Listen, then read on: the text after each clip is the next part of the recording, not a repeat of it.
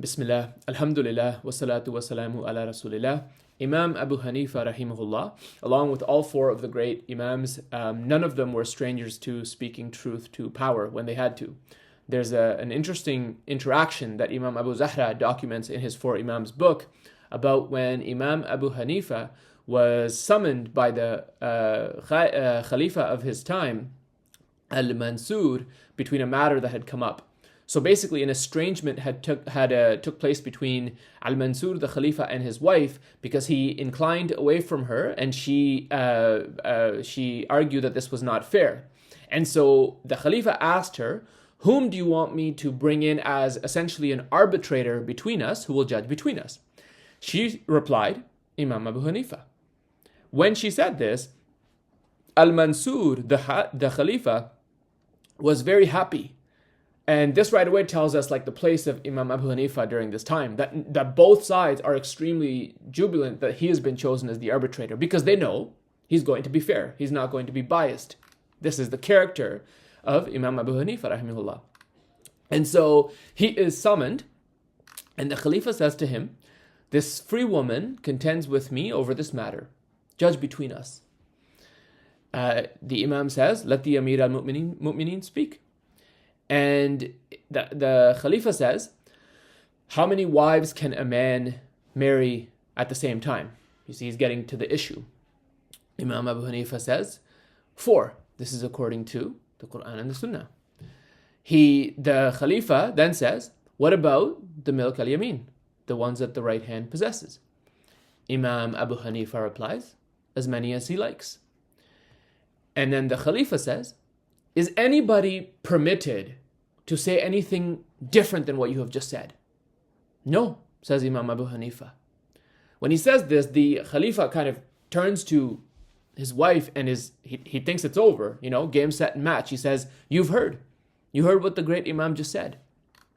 At this point, Imam Abu Hanifa rahimahullah continues.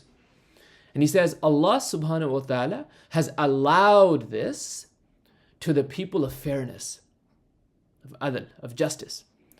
If, however, anyone is not fair or even fears that he will not be fair, then he should only have one. He should only take one wife. And then he quotes to him the verse in Surah An-Nisa, the 4th chapter of the Quran, within the 3rd verse, when Allah subhanahu wa ta'ala says, وَإِنْ خِفْتُمْ أَلَّا تَعْدِلُوا فَوَاحِدًا, that if you are afraid of not being able to treat them equally, the wives, then only one. فَوَاحِدًا. And Imam Abu Hanifa continues, so we must follow the discipline of Allah Azza wa Jal and take heed of his admonitions. At this, Al-Mansur is like, he's completely silenced. And Imam Abu Zahra actually writes in his book that he was silent for such a long time that Imam Abu Hanifa actually got up and left. Like he gave the verdict and the Khalifa was so stunned, and in his being stunned, he just left. He got up and left. When he reached his house, the Khalif's wife sent him gifts, clothes and money, and she sent him gifts. Imam Abu Hanifa rahimahullah refused all of them. And he said, "Give her my greetings and tell her that she endangers my deen. I did what I did for the sake of Allah subhanahu wa ta'ala, not desiring anything from anyone." It's one story. Again, we're just touching on tidbits within the life of Abu Hanifa rahimahullah. But the one story tells you about the character of the man, the great Imam.